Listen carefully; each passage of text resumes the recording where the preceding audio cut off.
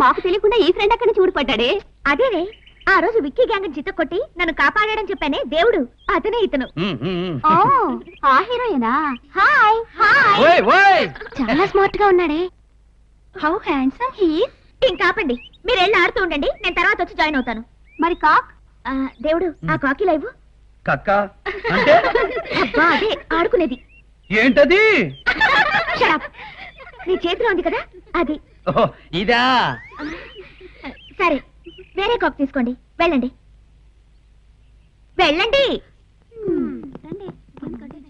అవును దేవుడు, ఊళ్ళోకి ఎప్పుడొచ్చా? నిన్ననగా వచ్చి ఇప్పుడే కలవడం. అమ్మో, ఈలోగా చాలా పెద్ద పెద్ద వ్యవహారాలు జరిగిపోయినాయిలేండి. వ్యవహారాలా? ఏమిటవి? అది రహస్యం. ఇంతకీ ఇప్పుడు నేను ఎందుకు వచ్చానని అడగరే? ఎందుకొచ్చా? మిమ్మల్ని ఎత్తుకుపోవడానికి.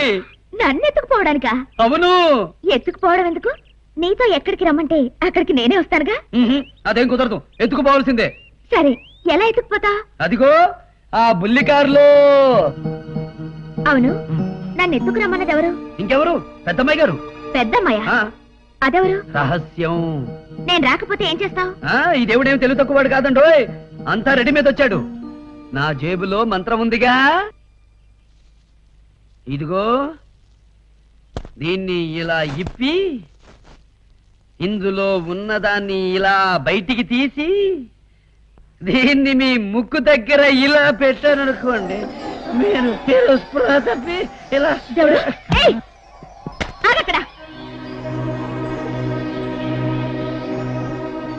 ఏమైంది బాబురావు? ఏమి లేదమ్మా, ఈ తెంగరోడు జేబురుమాలు ఈ అమ్మాయికి వాసన చూపించబోయి తనే వాసన చూసి పడిపోయాడు. ఇందులో కంగారు పడవలసిన పని ఏమీ లేదు. ఉల్లిపాయ తీసుకొచ్చి ముక్కు దగ్గర పెడితే టక్కున ఎత్తి కూర్చుంటాడు. ఉండు, ఉల్లిపాయ తెస్తాను. శాంతి అంటే నువ్వేనా? అవును. నన్ను కిడ్నాప్ చేయమన్నది కూడా నువ్వేనా? నేనే. ఇటువంటి అమాయకుడితో అలాంటి పని చేయించడానికి నీకు సిగ్గుగాలేదు? నీలాంటి వయసులో ఉన్న ఆడది డబ్బు సంపాదించాలనుకుంటే కిడ్నాపే చేయనవసరం లేదు. ఒక్క రాత్రి ఆ శరీరం నీది కాదనుకుని బజార్కి ఎక్కావనుకో, నీ కాళ్ళ ముందు నేనేమన్నా తెలిసే పనిచేసావా? నువ్వెవరో నాకు బాగా తెలుసా, కానీ నేనెవరన్న విషయమే నీకు తెలీదు. Who the hell are you? ఏ త్రాష్టుడికైతే నువ్వు పుట్టావో వాడికే నేను పుట్టాను. కాకపోతే నీకన్నా ముందు నీకు నాకు జన్మనిచ్చిన ఆ సర్వేశ్వరరావు నిజ స్వరూపం గురించి, నీకు తెలియని అతని విశ్వరూపం గురించి చెప్తా విను.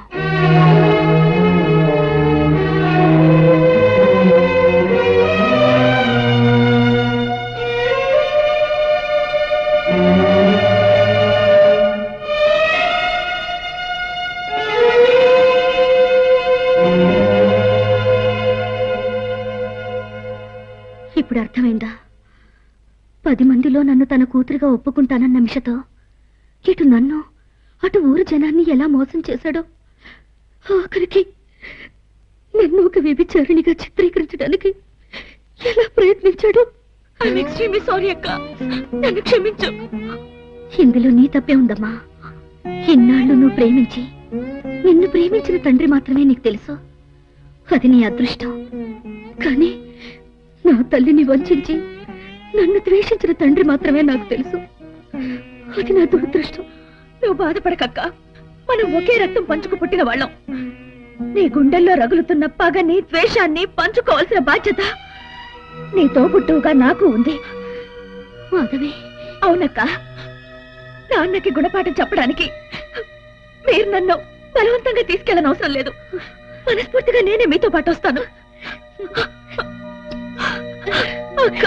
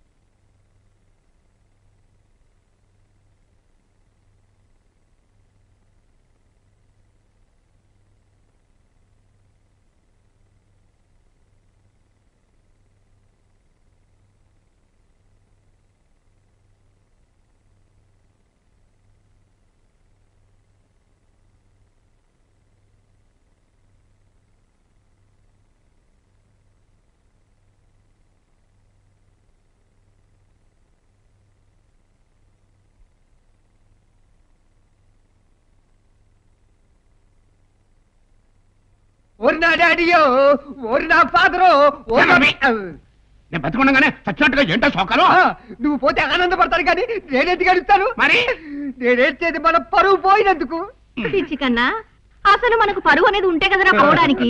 చెప్పేది విను. చెప్పు. అమ్మాయితో ఊరుదులు పెట్టి వెళ్ళిపోయిన దేవుడు మళ్ళీ తిరిగి రాడు. దాంతో ఆ రాయుడు పంచాయతీలో ఎప్పుడు కూర్చోడు. ఏవేళ రేపో నువ్వే పంచాయతీలో కూర్చుని రాయుడి మీద బాగా కక్ష తీర్చేసుకోవచ్చు అని మెరుపు కళలు కడేశాం కదా. అందులో డౌట్ ఉంది. ఎవరు చెప్తారు? రేపు మహా అయితే ఎల్లుండి ఎప్పటికైనా జరిగేది అదే కదా. ఏంటి జరిగేది నీ సత్యను బొద్దింకలో ఏంటా లుక్కు? ఒకదాంతో ఊరొదులు పెట్టి వెళ్ళిపోయిన దేవుడు ఇప్పుడు దానికి తోడు ఇంకో దాన్ని అంటేసుకొచ్చాడు. ఇంకోతే నీకు అసలు బుద్ధి జ్ఞానం ఉందా? ఏమిట్రా ఏమిటా నువ్వు చేసిన పని? పెళ్లి కాని పిల్లల్ని ఇలా తీసుకొస్తే రేపు వాళ్ళ భవిష్యత్తు ఏం కావాలి? నన్నంటావేంటి? నేనేం వాళ్ళని బలవంతంగా తీసుకురాలేదు. వాళ్ళంతటి వాళ్ళే నా తోట వచ్చారు. అడ్డంగా తపాయించుకో. దేవుణ్ణేమి అనకండి. ఇందులో అతను తప్పేమీ లేదు. అసలు తప్పంతా మా నాన్నదే. కన్న కూతురిని ఒక కసాయి వాళ్ళ తన రాజకీయ ప్రయోజనాల కోసం ఇక్కడ తాగట్టు పెట్టి వెళ్ళాడంటే అతను ఎంత దుర్మార్గుడో అర్థం చేసుకోండి. అక్క చెప్పింది నిజం అంకుల్. ఇంతకాలం నేను తింటున్నది అలాంటి పాపిష్టి సంపాదనని నాకు తెలీదు.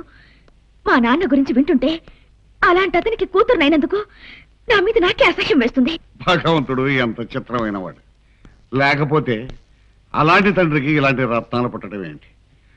అది సరేనమ్మా, ఇప్పుడు ఏం చేద్దాం? చేయడానికి ఏముంది రాయుడు గారు? మా నాన్న ఈ ఊరికి చేస్తానన్నవన్నీ చేసే వరకు మేమిద్దరం ఇక్కడే ఉంటాం. ఒకవేళ అతను చేయకపోతే? చేసి తీరుతారు అంకుల్. ఎందుకంటే మా నాన్న ఇన్నాళ్ళు చేసిన అక్రమాలు, ఇప్పటికీ చేస్తున్న అన్యాయాలు, ఈ సంపాదన ఇదంతా ఎవరి కోసం? నా కోసమే కదా. పైగా నేనంటే ఆయనకి పంచ ప్రాణాలు. నన్ను వదిలి ఆయన ఉండడం అన్నది ఇంపాసిబుల్. మీరే చూస్తారుగా ఎలా దిగొస్తారు. అదిగో మాటల్లోనే వచ్చేశారు. ఇక్కడ దేవుడు అంటే ఎవరు? నేనే. ఏ యు ఆర్ అండర్ అరెస్ట్. వరస్టా అంటే? అంటేనా? పద పోలీస్ స్టేషన్ లో చెప్తాను. ఏ పొట్టోడా, చెయ్యి పట్టుకు లాగామంటే మొహం పచ్చడైపో. ఇన్స్పెక్టర్, దేవుణ్ణి ఎందుకు అరెస్ట్ చేస్తున్నారు? అతను చేసిన నేరం ఏంటో తెలుసుకోవచ్చా? మీరు సర్వేస్ నగర్ అమ్మాయి కదా? అవును. మీ నాన్నగారు పంపిస్తేనే వచ్చామమ్మా. ఇతను మిమ్మల్ని కిడ్నాప్ చేసి తీసుకొచ్చినట్టు మాకు కంప్లైంట్ ఇచ్చారు. What nonsense are you talking? దేవుడు నన్ను కిడ్నాప్ చేయడం ఏంటి? మేమిద్దరం క్లోజ్ ఫ్రెండ్స్. నాకు ఇష్టమై నేనే అతనితో ఈ ఊరు వచ్చాను. అర్థమైందిగా? Now you can go. అది కాదమ్మా, నాన్నగారు మిమ్మల్ని ఎలాగైనా తీసుకురమ్మన్నారు. అంటే బలవంతంగా నేనా? చూడండి ఇన్స్పెక్టర్, అలాంటి ప్రయత్నం చేస్తే మీరే ఇబ్బందులు పడతారు. ఫర్ యువర్ కైండ్ ఇన్ఫర్మేషన్, నేను మైనర్ని కాదు, మేజర్ని. అది కాదమ్మా. Please inspector, no more arguments. ఇక మీరు వెళ్ళొచ్చు. ఇప్పుడు ఏం చేద్దాం అంటావు? వెళ్ళిపోవడం మంచిది. చూడండి ఇన్స్పెక్టర్, ఇంకా మీరు వెళ్ళడానికి సంకోచిస్తే ఇప్పుడే డీజీపీ గారితోనూ మా లాయర్ గారితోనూ మాట్లాడాల్సి ఉంటుంది. మాట్లాడమంటారా? అవసరం లేదు. Sorry for the inconvenience. Come on. అయ్యో బాబోయ్, చిన్నబాబు గారు మీరు మామూలు మనిషి కాదండి. అలా అనగానే తిరిగి వచ్చేసావా? తన మేజర్నని బలవంతంగా తీసుకెళ్ళడానికి ప్రయత్నిస్తే కేసు పెడతానని, అవసరమైతే డీజీపీ గారితో మాట్లాడాల్సి వస్తుందని బెదిరించారు సార్. అది నా జ్యూరిడిక్షన్ కాకపోయినా మీ మాట విని అక్కడికి వెళ్ళాను. ఈ విషయం ఆయన దాకా వెళ్తే బాగుండదని భయపడి వచ్చేసాను సార్. హలో మాధవి. ఏంటి మాధవి నువ్వు చేసిన పని? చెప్పా పెట్టకుండా నువ్వు అలా వెళ్ళిపోతే నాన్న నేను ఎంత కంగారు పడ్డామో తెలుసా? బావ నీ మీద బెంగతో తిండి తిప్పలు కూడా మానేశాడు. విన్నావు కదమ్మా. నటించకండి నాన్న. నాది నటన. నువ్వంటే నాకు ప్రాణం అమ్మా. నిజంగా నేనంటే మీకు ప్రాణం అయితే తిరిగి నేను ఇంటికి రావాలంటే వెంటనే మీరు ఒక పని చేయాలి. ఏం చేయాలో చెప్పమ్మా. ముందే ఊరికి చేసిన వాగ్దానాలన్నీ నెరవేర్చండి. ఆ తర్వాతే నేను ఇంటికి వస్తాను. అది కూడా నేనొక్కదాన్ని కాదు, అక్కతో పాటు వస్తాను. అలా కాకుండా మళ్ళీ పోలీసుల్ని పంపడం లాంటి చీప్ ట్రిక్స్ ప్రయోగిస్తే అక్క నేను పేపర్కి ఎక్కాల్సి వస్తుంది. అది నీ రాజకీయ భవిష్యత్తుకి అంత మంచిది కాదు. అమ్మా మాధవి. By dad. ఏమైంది బావా? ఆ ఊరికి చేస్తానన్న పనులన్నీ చేస్తే తప్పనంటుంది. అదే దీన్ని కూడా పొల్యూట్ చేస్తుంటది.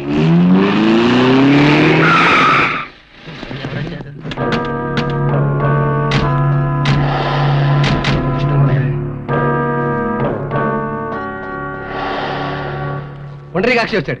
వాడెందుకు వచ్చాడు ఇక్కడికి? నువ్వెందుకు లేస్తావు? కూర్చో, నేను చూసి వస్తాను. నమస్కారం అండి. సర్వేశ్వరరావు ఎక్కడ? లోపల ఉన్నారు.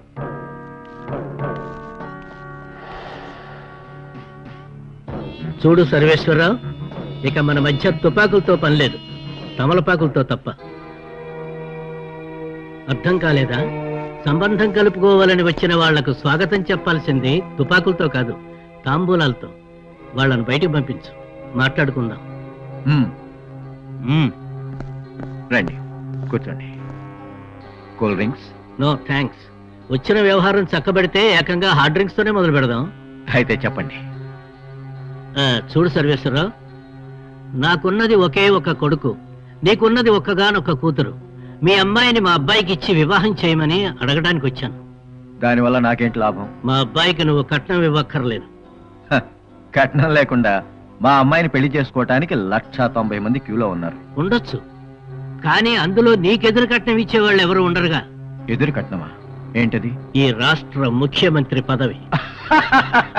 జోక్ చేస్తున్నారా? జోక్ కాదు, సీరియస్ గా చెప్తున్నాను. ఎలాగూ నీకు కొంతమంది ఎమ్మెల్యేలు ఫేవర్ గా ఉన్నారు, వాళ్లతో పాటు ఇంకో 70 మంది ఎమ్మెల్యేలను నీకు నేనిస్తాను. దాంతో అవిశ్వాస తీర్మానాన్ని పెట్టి ఈ ఉన్న సీఎంని దించేయొచ్చు. వెంటనే మా బావ సీఎం అయిపోవచ్చు. బావా, డీల్ చాలా బాగుంది, ఓకే అనేసాయి. నువ్వాగు. అంత పెద్ద ఛాన్స్ మీరు నాకెందుకు ఇస్తున్నారు? ఇంకా కొంతమందిని కలుపుకొని మీరే సీఎం అవ్వచ్చుగా. కరెక్టే, నిన్నటి వరకు నేను అదే ఉద్దేశంతో ఉన్నాను. కానీ నా కొడుకు నీ కూతుర్ని ఇష్టపడుతున్నాడని తెలిసిన తర్వాత వాడి కోసం నా రాజకీయ భవిష్యత్తును కొంత త్యాగం చేయదలుచుకున్నాను. అయితే ఈ సంబంధం నాకు ఇష్టమే. కానీ ఇందులో ఓ చిన్న తెరకాసుంది.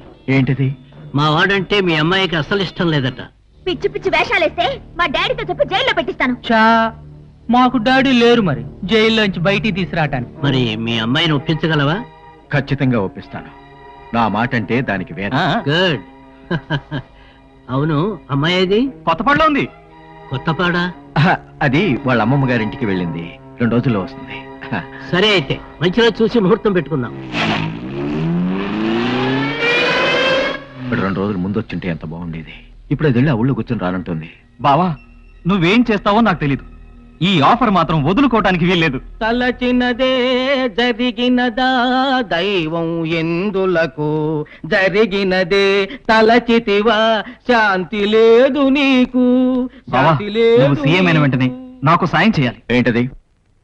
మర్డర్ చేస్తాను, నా మీద కేసు లేకుండా చేయాలి. వాడి సంగతి వదిలే. ముందు నువ్వు అర్జెంటుగా 2 ప్రొక్లైనర్స్, బుల్డోజర్స్, ట్రాక్టర్స్ ని, 2 లారీల నిండా జనాన్ని తీసుకుని ఆ రాయుడు గారు ఊరెళ్ళు. అరే, ఆ బాళ్ళేంట్రా? దేవుడు నిజంగా మన ఊరికి దేవుడారా? ఆ సర్వేశ్వరరావు గారు 2 కూతుళ్ళని తీసుకొచ్చేశాడు కదా. దాంతో ఆ సర్వేశ్వరరావు గారికి మతిపోయి ఏం చేయాలో తెలియక మన ఊరికి చేస్తానన్న పనులన్నీ చేయించడానికి గవర్నమెంట్ వాళ్ళని పంపించేశాడు రా. అట్టగా అయితే వెంటనే వెళ్ళి ఈ ఎస్ దేవుడు చేద్దాం. నడండ్రా, మన ఊరికి మంచి రోజులు వచ్చేసాయి. పదండ్రా, సంబరాలు చేసుకుందాం.